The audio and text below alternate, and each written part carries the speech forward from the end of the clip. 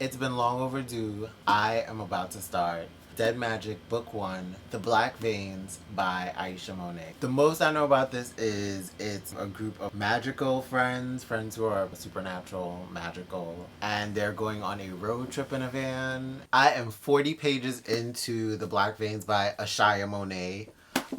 I was so wrong. I'm saying Aisha Monet. It's Ashia Monet. So I am on chapter 3 in this book. The overture at the beginning, it was very flowery to me a little bit, but I also get why. Like the kind of scene it was setting, it was kind of like a dream sequence. The first chapter felt a little slow. It just took a little bit of me like getting into the story, getting into the characters. I'm not fully engaged, but I'm not hating it. I'm not sure if it's gonna be a good time going forward, but hopefully it is. I get like it was kind of setting the scene, kind of getting into Blythe's head, but also getting a feel for like where she lives.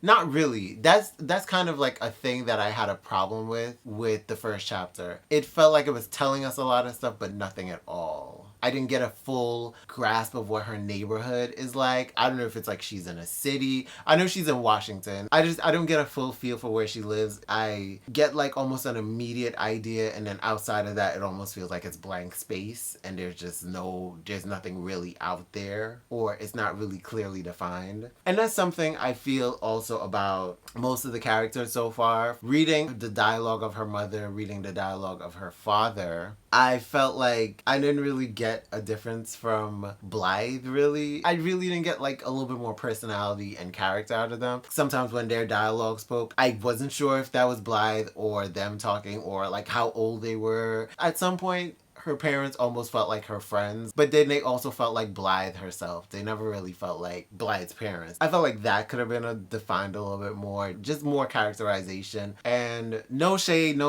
but there were like a few typos, so I'm guessing in the new version, the new edition of this, those probably get addressed. I'm loving kind of the world building, like who the Black Veins are and who the Trident Republic is. From my understanding, I think this is a standalone, but I feel like if there was to be a follow-up, I would like to hope that the follow-up would be called the Trident Republic. But then that's me kind of assuming I know where the book is gonna go, because the Trident Republic isn't a bad thing, but what do I know? I am 300 pages into The Black Veins. I have a lot of thoughts. I am enjoying it a lot, but I got some thoughts.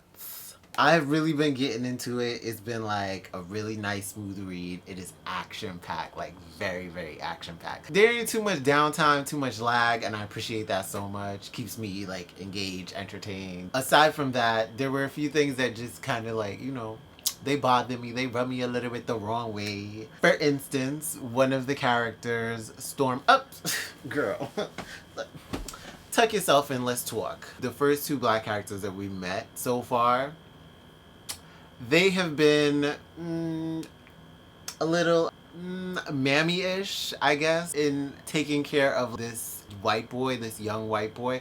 And that's another thing, the white boy. He's supposed to be 14 years old, but he reads more like he's a shy, meek, mild, introverted, like 10-year-old. Even if they like grew up in the mountains of Montana, or like in the seclusion of the woods in Montana, away from people for like a significant amount of time, I don't feel like they would feel like an 8-year-old or a 10-year-old child. They just wouldn't feel so childish. I feel like the age of 14 for this character is a little too old for this character. So that kind of has been bothering me. I've just been picturing Daniel in my head as like 10 years old, with how the overall premise, world building of the story is. That I hope is explained like in the next book, or even in this book, like why there's like that age gap, because from my understanding, Blythe is 16, and I believe Cordelia is also 14, and Antonio is 14, and Daniel is 14, but no, he's 10 in my head. He's 10. I don't give a damn. And we haven't gotten Storm's age, but I do feel like Storm is actually like 16, or she might actually be 18. She reads a lot more mature than the rest of them. We come right back around to Storm. She's a Black girl from Philadelphia, grew up like in the hood. She grew up in that inner city life. And I have been learning about the adultification of black children. Black boys and black girls are seen as more adult than their counterparts of other races and ethnicities, as well as their lighter skinned counterparts. And it makes sense that she might be a little bit more adultified because her neighborhood might be a lot more rough compared to like a suburban neighborhood, like from where Blythe comes from. Also, on the vein of Blythe and Storm being both like the black characters, they find themselves like doting over like Daniel, who's like the 10-year-old, and they're like taking care of him. It's very mammy-ish. It's very much like we're these black caretakers of these non-black people. I get it. It's a black person writing this, so it doesn't necessarily have these racial implications, or that's not the intent racially. Storm, especially as someone who's more rounded in her body, she's also made to seem like a strong black woman because she has to like fight. And there's like Cordelia, who is Asian and she is fair skinned and she's from London. She's a sage of the mind, so she's like out here using her mind. She doesn't have to necessarily get her hands too dirty, but Storm has to get her hands dirty, and Blythe has to get her hands dirty. And they are the black girls, the black women, the black femmes in this story, and it's just like, it's still a great story, still great characters, just those dynamics. They are valid, but they still make me think of like stereotypes about black women, of like strong black women, of black women taking care of other people that are not black, or just being the mothers, the mammies in a situation. Like, you are in a diverse group and you're mothering a white boy, a young white boy, like, oh, it's giving. And then additionally, same Daniel. The first time he met Blythe, he was kind of like fearful of her. But I understand the first time he met her, he also met other people and he was fearful of them because he just came out of the mom. But then it's like the first time he also meets Storm, he's fearful of her. But I also understand she comes off a bit more aggressive, which, another thing, stereotyping black women aggressive. I'm enjoying these characters. I'm enjoying how they're getting along together, how they're growing closer as a group. I am enjoying the adventure and the excitement and not knowing where the story is going, and it's just not, it really just doesn't feel predictable at all as a story. I'm thinking of like other stories that I've read before, other fantasy, like dystopians and stuff like that, and I'm thinking like, oh, I know where this is going. Like, I have no idea. Stuff is happening and it's just like, this is very inconvenient. Some of it's a little convenient, and there are kind of tongue-in-cheek pokes at like breaking the fourth wall. There was a moment where one of the characters mentions the fact that like, oh, you're being expository right now. I get it, it's clever, it's funny, but it also felt like, I wish we just not done that. We might as well just like cut the exposition out. Like, I get it. I get the joke. It's clever. It's a fun party trick, but it's also like, that kind of breaking the fourth wall is something that occasionally happens in the book. It's not like a theme that consistently runs through most of the book. So, if that was a running theme, would I like it? Would I get annoyed by it after a while? Since this is Dead Magic Book 1, I'm looking forward to seeing what Dead Magic Book 2 is going to be. I'm hoping Book 2 is named The Trident Republic, because it would make so much sense. Which makes me also think of like the world building. I'm loving the world building. It's not super fleshed out, but it's also like something that like I'm living in. There's still a little bit more world building I feel like I would love explained, but for the most part, I am loving this book. More people should be talking about this. More people should be raving about the Black Veins. Despite my own thoughts about certain things that I might feel iffy or not the best about, I still think this book deserves. Bitch.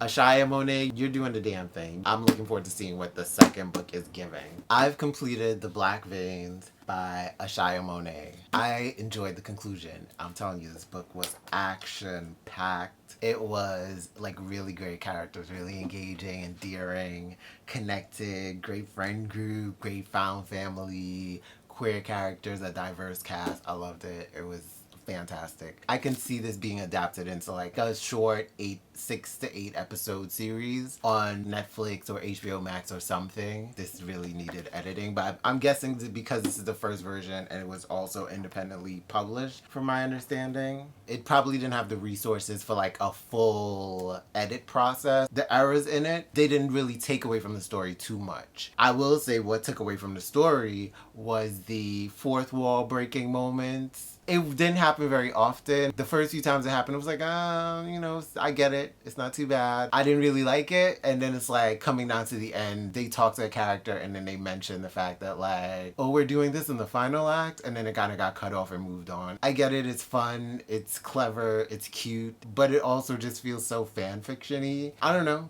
That might just be me. I think some people will actually love that. I didn't love it. I legit rolled my eyes. I bold-faced rolled my eyes as I read that. I was like, oh my gosh, I did not need to read that. I did not need to read that. Back to the edits. In how some of the action scenes were explained, some of the moments of moving through the world at times, it got a little confusing. It almost felt like it was kind of like written in freeform train of thought, and the edit kind of didn't come back to kind of like make sure that the reader really understood the space that they were seeing, understood the action that was happening. Sometimes I read things and I was just like confused about like, where are we? What just happened around the corner? And like, are we fighting? Some of it just was not as visible as I would have liked it. Some of the sentences that were written, that's another thing. It did a lot of showing, but there were times it did telling when it should have still showed. Whether it's with using dialogue, fleshing a moment out, or fleshing what somebody says or does out. There are some moves that were like kind of stretched out, and then there were some moves that were compressed into like one short sentence. It took away from the impact of the moment, but for the most part, it was an enjoyable story. I loved every minute of it. I will definitely get the anniversary edition of this, the updated version. Hopefully, with the anniversary edition, there was a edit that went through here that kind of cleans up a lot of it. I like the new cover. I am definitely going to get the book. I'm going to reread it again because it was a great, entertaining story, and I am looking forward to Dead Magic Book 2. I'm assuming it's going to be called The Trident Republic, because it just makes sense that it would be called The Trident Republic, but what do I know? There's still so much to be revealed. I want to know who Oliver Walden is. I'm just looking forward to the second book to see what gets confirmed for me and what revelations happen and what is the truth. I'm looking forward to the day that Jay and Antonio hook up. Granted, I have my feelings about the fact that like the big buff hot, like protective black guy is like with the light-skinned blonde, like Latino boy. It's valid, but it's also like, I'm all here for black love, black queer love. I understand it's a diverse story, it's a diverse cast, and you love who you love and you find who you love when you find them. So I'm not too pressed about it. I'm very invested in Jay and Antonio getting together. I'm very invested in that, so I am looking forward to seeing it.